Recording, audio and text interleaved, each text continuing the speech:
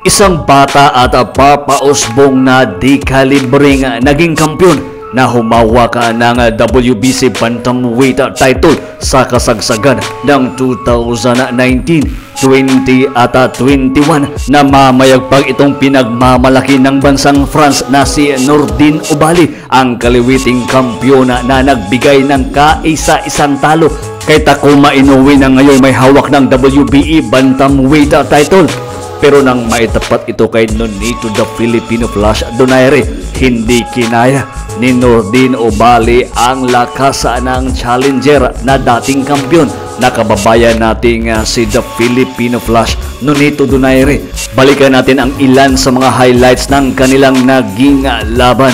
Ngunit bago tayo magpatuloy, kung ngayon ka lang napadpad dito sa ating channel, please palike at subscribe at pasuporta naman dito sa ating channel. May 29, 2021, laban ng nooy may hawak ng WBC Bantamweight title na si Nordine Oubaali na may professional records na 17 wins, 12 KOs, isang undefeated. Samantalang si Nonito Donaire naman ay may 40 wins, 6 losses, 26 KOs. Experience-wise, lamang na lamang ang kababayan nating si Donaire, pero mas bata itong si Oubaali ng 4 na taon. Pero mas matangkad naman si Donaire ng 2.5 inches.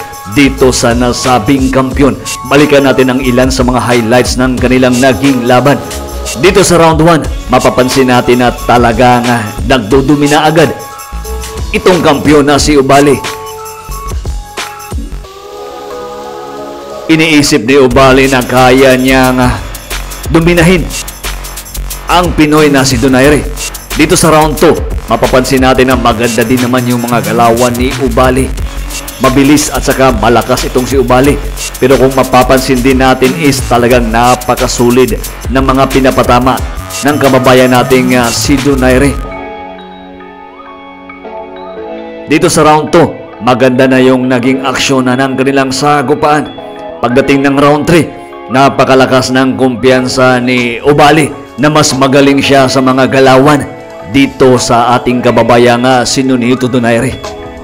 Napakagandang straight left ni Oubaali. Talagang umaatake itong si Oubaali dito sa kababayan nating si Donaire. Ayun, tumama yung napakalakas na left hook, ang signature punch ng isang Nonito the Filipino Flash Donaire.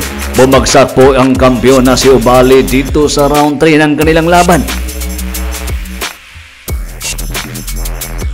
At isang left hook na naman yung tumama, bumagsak ulit sa ikalawang pagkakataon ang kampiyon na si Nordine Oubaali.